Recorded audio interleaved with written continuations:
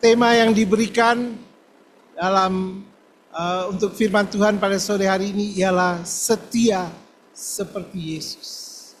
Kesetiaan adalah suatu kualitas yang semakin langka di dunia modern.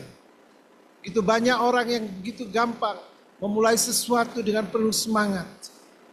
Tapi di tengah jalan ketika banyak kesulitan datang, ketika banyak tantangan datang, mulai mundur. Karena itu kita diingatkan untuk bisa belajar menjadi setia. Ada satu buku yang ditulis tentang finishing well. Menantang orang untuk bisa finishing well. Ternyata tidak banyak hamba Tuhan yang finishing well. Banyak yang berapi-api, semangat mencari Tuhan. Karena yang dicari hanya untuk kepentingan diri sendiri. Oleh karena itu, dalam kitab Yohanes 66 ayat 66, Yesus men-challenge, menantang murid-muridnya. Apakah kamu juga ingin pergi meninggalkan aku?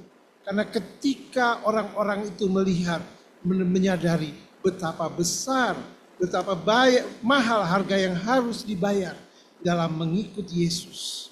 Yohanes pasal 6 ayat yang ke-66 di situ mencatat sebagai berikut. Mulai dari waktu itu banyak murid-muridnya mengundurkan diri dan tidak lagi mengikuti. Sangat gampang mengikut dia ketika dia memberi makan 5.000 orang. Ketika dia membuat mujizat. Tapi ketika ada banyak tantangan, mulailah orang-orang meninggalkan dia. Bahkan murid-murid Yesus yang mengikut dia selama 3 tahun gagal memahami. Dalam firman Tuhan pada sore hari ini yang terambil dalam kitab Filipi 2 ayatnya yang ke-5 sampai ke-8. Berbunyi sebagai berikut. Hendaklah kamu dalam hidupmu bersama menaruh pikiran dan perasaan yang terdapat juga dalam Kristus Yesus. Yang walaupun dalam rupa Allah, tidak menganggap kesetaraan dengan Allah itu sebagai milik yang harus dipertahankan, melainkan telah mengosongkan dirinya sendiri dan mengambil rupa seorang hamba dan menjadi sama seperti manusia, sama dengan manusia. Dan dalam keadaan sebagai manusia, ia telah merendahkan dirinya dan taat sampai mati, bahkan sampai mati di kayu salib. Itulah sebabnya Allah sangat meninggikan dia dan mengaruniakan kepadanya nama di atas segala nama. Supaya dalam nama Yesus bertekuk lutut segala yang ada di langit dan yang ada di atas bumi dan yang ada di bawah bumi. Dan segala lidah mengaku Yesus Kristus adalah Tuhan bagi kemuliaan Allah Bapa. Ibu bapak saudara-saudara yang dikasihi Tuhan Yesus. Pada sore hari ini saya melihat akan 3 hal yang perlu kita simak tentang bagaimana caranya setia seperti Yesus. Karena Yesus adalah teladan tertinggi. Tidak ada teladan yang lebih sempurna daripada teladan Yesus. Bagian dari Filipi 2 ayat 5 sampai 11 ini juga sering disebut sebagai Christ Hymn, himne Kristus, yaitu pengakuan iman yang dilakukan oleh gereja yang mula-mula, yaitu berbicara tentang kerendahan hati, ketaatan, dan kemuliaan Kristus. Kesetiaan itu dimulai dari kerendahan hati. Yesus Kristus dia datang dengan kerendahan hati. Itu sebabnya dalam ayat kelima dikatakan, hendaklah kamu dalam hidupmu bersama. Bukan hidupmu sendiri, tapi hidupmu bersama. Kita bersama-sama harus menaruh perasaan, pikiran dan perasaan yang terdapat dalam Kristus Yesus. Kalau hanya 1-2 orang yang mengikuti pikiran dan perasaan Kristus, ada yang lain tidak, maka tiang persekutuan ini akan tidak seimbang. Maka persekutuan yang nyata belum bisa dirasakan. Tuhan mau di sini dikatakan hendaklah kamu dalam hidupmu bersama, bukan hidupmu sendiri-sendiri, tetapi hidupmu bersama-sama. Karena kita bukan melayani sendiri, kita melayani bersama-sama sebagai sebuah tim, sebagai sebuah lembaga. Karena kita punya 4 tiang rohani, iman, kekudusan, pengorbanan, dan persekutuan. Lembaga ini, gereja ini telah dipakai Tuhan luar biasa. 43 tahun yang lalu, ayah saya mengajak saya pergi ke Sintang. Waktu itu saya masih tinggal studi di Inggris. Dia bilang, anakku ya, kau ikut papa pergi ke Pontianak. Dari sana kau pergi dengan saya, KKR, ke Sintang, terus ke pedalaman-pedalaman. Dia bilang, ini hati papa. Di tempat-tempat ini gereja-gereja akan berdiri. Di tempat-tempat ini. Waktu itu beliau KKR di Sintang. Tapi keadaannya masih sangat sederhana ketika saya ke Sintang. Keadaan Sintang sudah sangat berbeda sekarang. Tapi waktu itu, dan pergi ke daerah transmigrasi, pergi ke Sedaun, pergi dengan perahu. Dia bilang di tempat-tempat ini, gereja-gereja Tuhan. Dia telah datang, dia katakan, kita harus setia dalam melayani Tuhan. Setia dalam melayani Tuhan. Yang kita cari itu bukan harta dunia, tapi kerajaan Allah dan kebenarannya. Dengan apa? Melayani. Kristus itu tidak memperhitungkan posisinya yang begitu tinggi, tapi dia mau lahir di kandang yang hina. Sehingga gembala-gembala yang kotor itu, yang tadinya gemetar ketika bertemu dengan malaikat.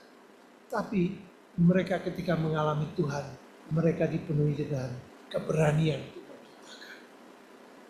Kita hidup di tengah dunia yang penuh dengan banyak tantangan. Kadang-kadang kita merasa kecil, kita merasa tidak berarti. Tapi kita diingatkan betapa pentingnya kita punya pikiran dan perasaan seperti Kristus. Paulus tidak hanya memerintahkan tindakan, tapi juga pola pikir. Itu menunjukkan sikap batin, cara berpikir kita, orientasi hidup kita. Supaya kita sungguh-sungguh berpikir seperti Kristus. Orang Inggris bilang, tell me who your friends are, I tell you who you are. Katakan siapa temanmu, aku katakan siapa engkau. Kalau kita berteman, teman sahabat sejati kita Yesus. Kita tidak menjadi orang yang baperan, tidak tersinggung kalau dikata-kata ini. Karena kita berteman. Katakan supaya kita menjadi serupa dengan Dia. Tuhan Yesus telah menunjukkan teladan yang luar biasa. Yesus yang adalah anak Allah tidak mempertahankan hak-haknya yang walaupun dalam rupa Allah tidak menganggap kesetaraan dengan Allah sebagai milik yang harus dipertahankan. Dia mau sama, dia mau menjadi manusia. Dia tidak mempertahankan hak. Rasul Paulus juga sudah meniru teladan Yesus sehingga dia berani berkata, ikutilah teladan.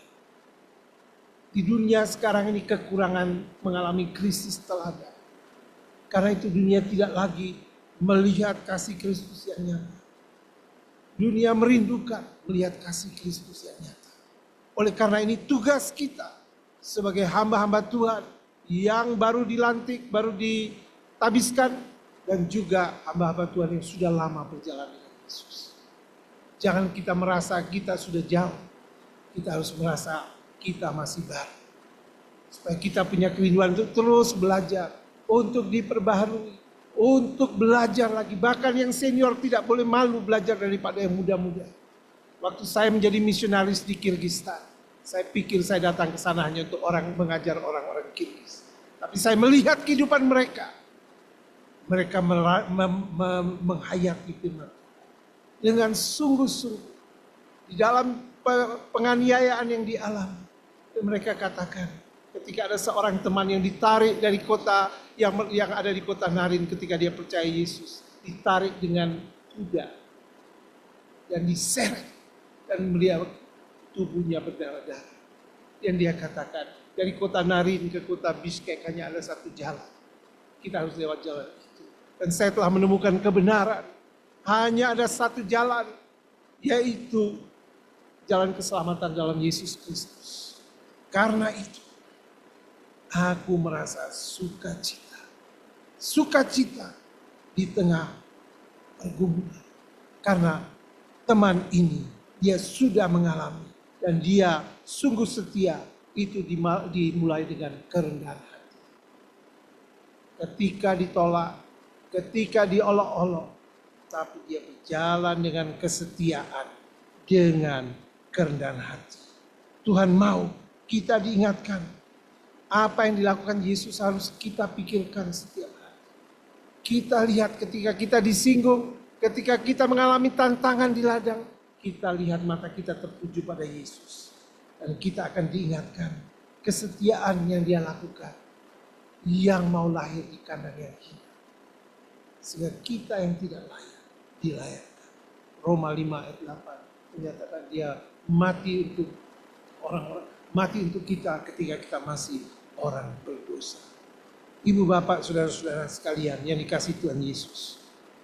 Jemaat yang dikasihi Tuhan Yesus. Kesetiaan dimulai dengan kerendahan hati. Kita yang memulai pada hari ini dengan tema kita yang mau menjadi sahabat bagi banyak orang. Marilah itu kita lakukan menjadi gaya hidup kita sehari-hari. Sehingga orang bisa melihat dan orang boleh bertanya, mengapa engkau berbeda? Mengapa engkau berbeda? Puji Tuhan, Tuhan buka berbagai kesempatan, entah itu di taksi atau di pasar, ketika orang bertanya, mengapa Anda berbeda? Mengapa Anda berbeda? Karena kita adalah milik Kristus. Karena perilaku kita harus menjadi serupa dengan Kristus. Karena dia menunjukkan teladan yang paling tinggi. Kita melihat manusia, kita bisa kecewa. Anda melihat saya bisa kecewa atas keterbatasan. Tapi kita mau bersama-sama. Miliki pikiran bersama-sama, tadi dikatakan yang dalam ayat yang kelima. Hendaklah kamu dalam hidupmu bersama. Anda berada di pedalaman, mungkin berada di Morotai, atau ada di Dibau, atau di Pulau Rote, atau di mana. Mungkin merasa sendirian. Tapi firman Tuhan ini mengingatkan kita. Hendaklah kamu dalam hidupmu bersama. Jadi setiap Senin ada Pespa. Mari kita bersama. Supaya kita tidak merasa sendirian. Kalau kita jalan sendiri-sendiri, nanti kita merasa kesepian. Kalau kesepian sendiri kita gampang jatuh. Gampang jatuh dan gampang cenderung menyalahkan itu, menyalahkan orang lain. Atau bahkan menyalahkan diri sendiri. Tapi Tuhan mau mengingatkan kita untuk kita tetap setia, dimulai dengan kerendahan hati. Kalau ada yang menegur, kita mulai siap terbuka untuk dikoreksi. Tadi saya juga sempat menyebutkan tentang betapa pentingnya kita mempunyai di mobil saya di Jakarta dipasangkan oleh Dr. Benny satu spion tambahan. Spion ini namanya 360. Jadi bukan kita hanya lihat depan, samping, tapi dia bisa lihat dari samping, dari atas. Jadi saya dulu kalau parkir pernah nyerempet, sekarang saya parkir tidak pernah nyerempet. Karena ada 360. Dalam kehidupan kita perlu punya spion 360 derajat. Saya perlu dipantau, perlu dibantu, diawasi, dikawal, supaya kita sama-sama mencapai garis akhir. Dengan segala keterbatasanku, tapi aku ingin berlari, karena aku tahu aku tidak sendiri. Karena ada sahabatku Pak Erik, Pastor Erik, yang bersama kami melayani di panti jompo atau di penjara.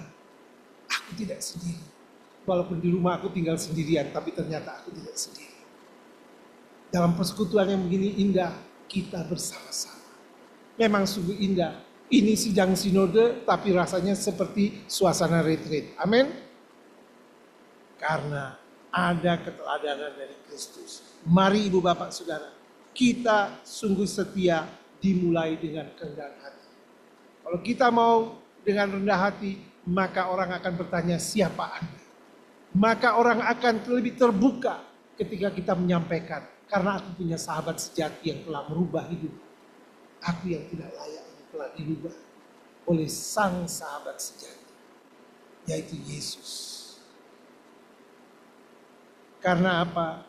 Karena orang yang rendah hati tidak hidup untuk mempertahankan kehormatan dirinya, tapi untuk melakukan kehendak Tuhan. Tidak untuk mempertahankan kehormatan dirinya, tapi untuk melakukan kehendak Tuhan.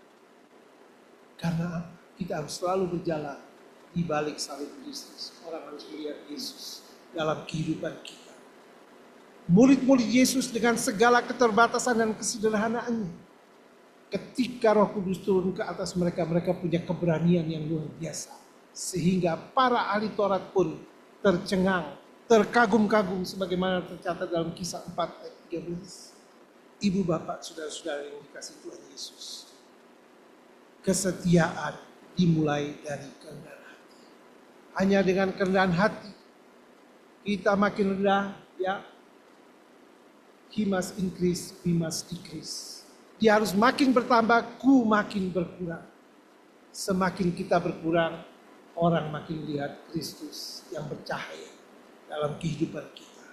Orang akan bisa melihat dan orang akan mencari teman yang adalah sahabat kita.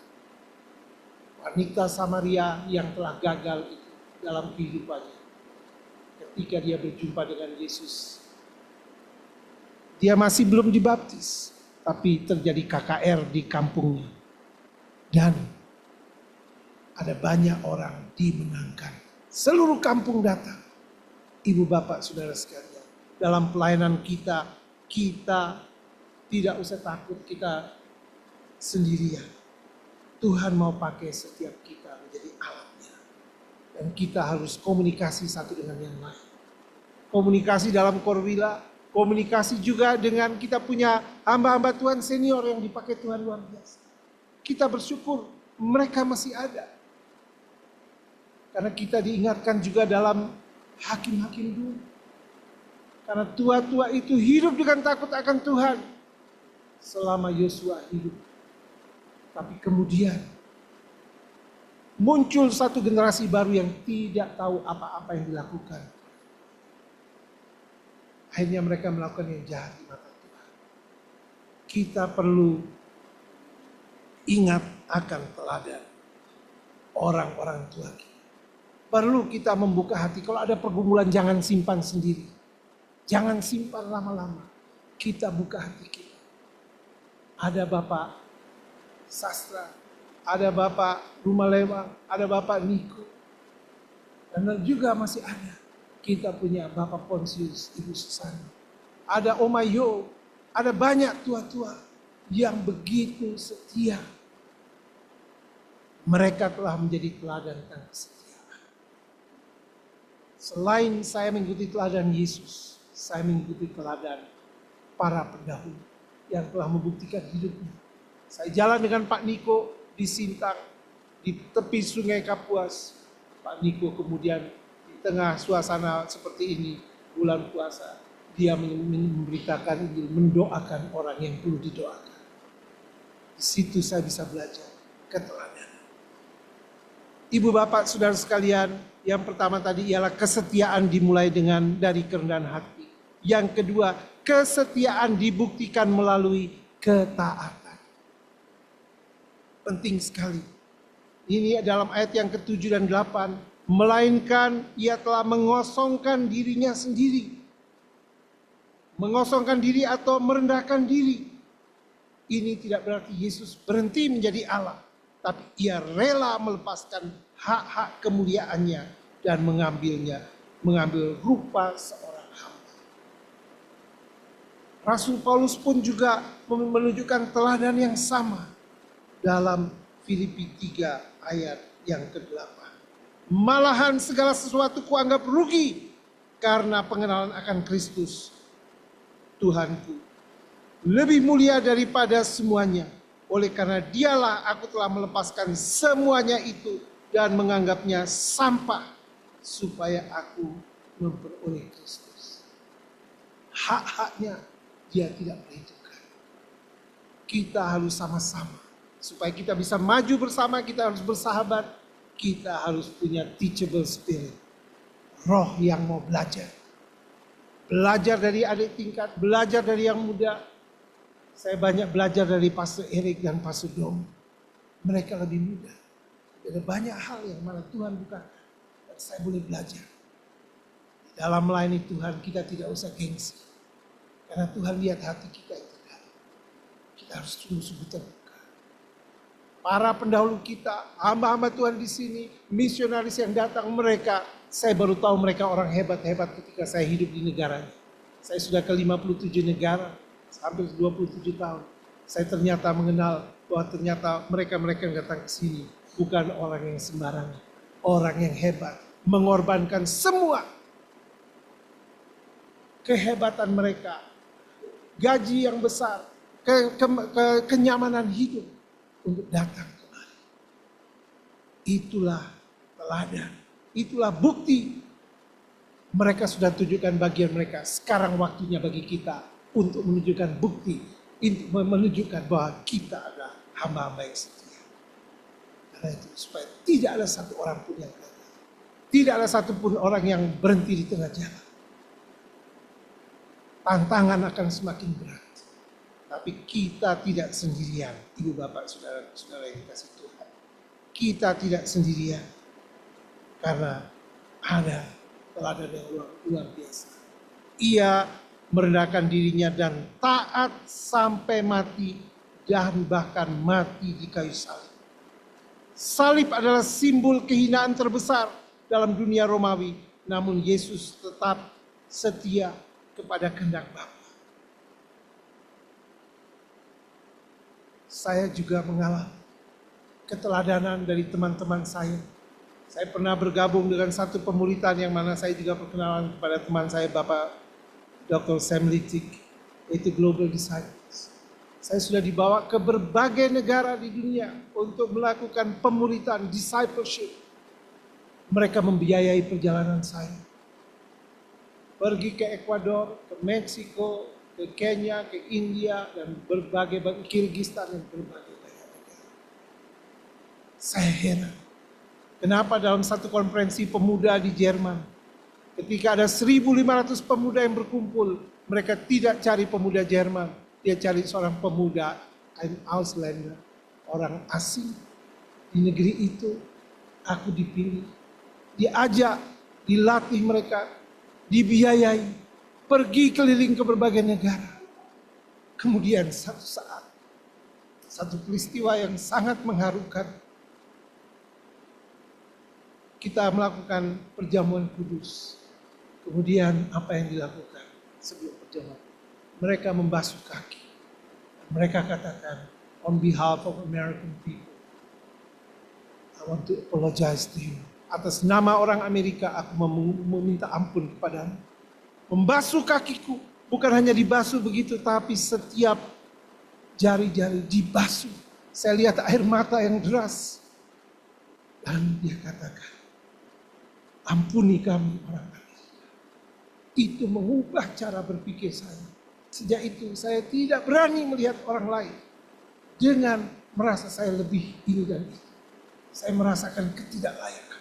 Ketika kakiku dibersihkan semua, dan air mataku lihat dari teman-teman ini.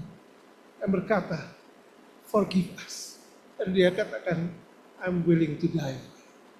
Dan ini bukan hanya kata-kata yang diungkapkan. Tapi saya melihat ini satu ungkapan yang tulus dari dalam hati. Dan itulah yang mengubah pola pandang dalam hidup saya.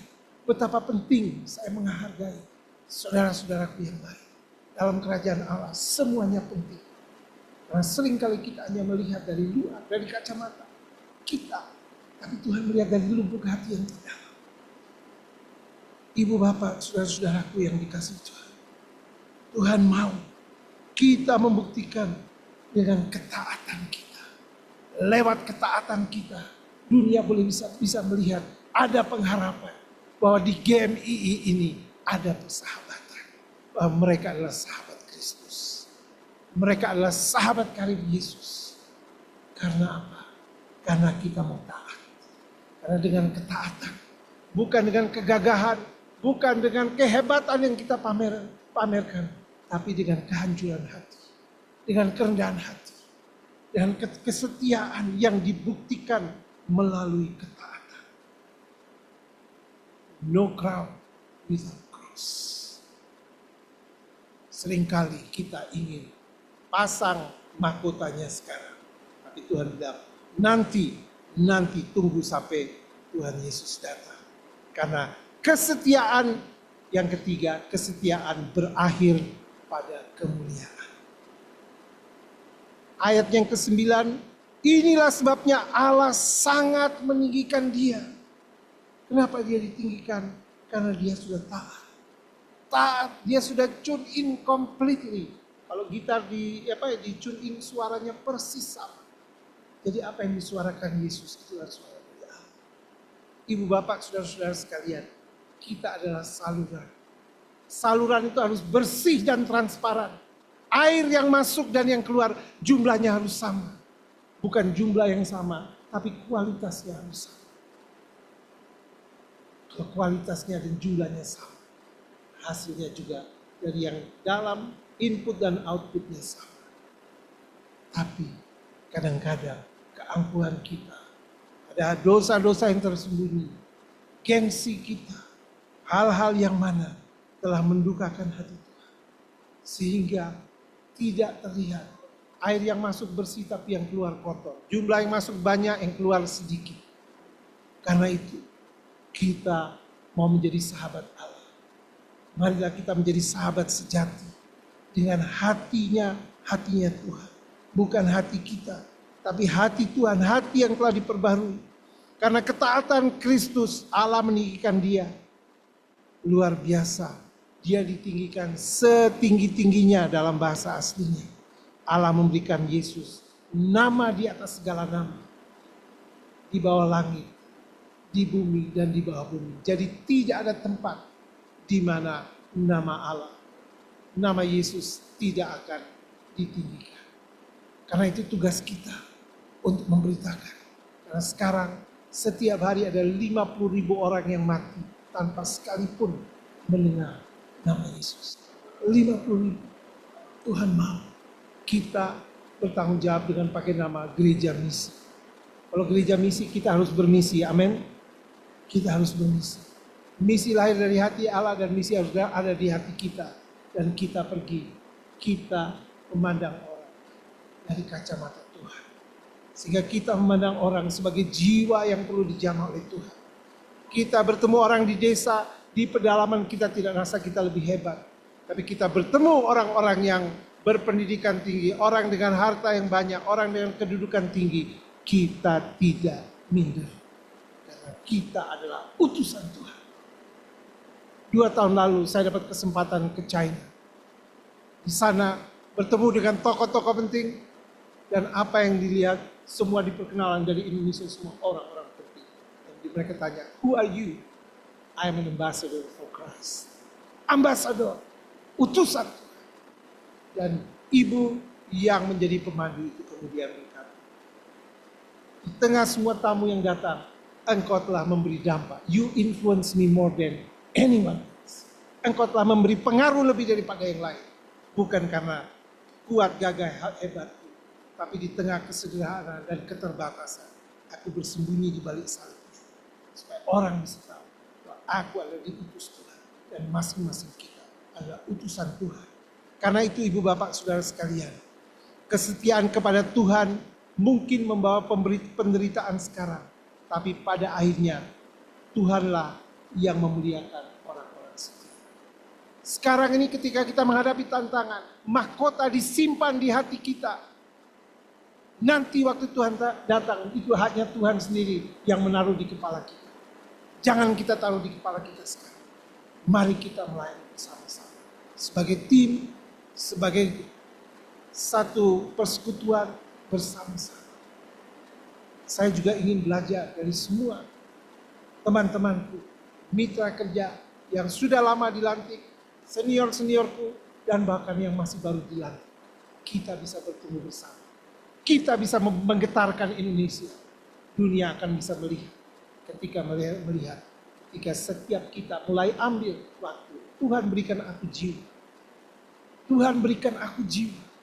Tuhan pasti akan memberikan kepada kita jiwa. Karena dunia sedang dalam keadaan yang menegangkan. Belum pernah saya ajak orang berdoa di taksi, dia tolak. Satu kali orang dari yang latar belakang berbeda, dia bilang, tapi saya doakan dulu. Tapi dia doa pelan-pelan. Saya doa KKR. Dia dengar. Dia gentar. Yang saya lihat ada air mata. Tuhan mau kita bersama-sama, ibu bapak saudara sekalian yang dikasihi Kristus, agar bersama-sama kita melakukan ini, yaitu setia seperti Yesus, setia sampai akhir. Kedatangannya sudah dekat. Jadi yang kita kejar bukan yang di bumi. Pikirkanlah hal-hal yang di atas. Maka bersama-sama kita nanti akan menerima mahkota yang akan diberikan. Dan kita bisa bersuka cita bersama. Ketika Tuhan katakan, hai hamba-Ku yang setia. Terpujilah nama Tuhan Yesus.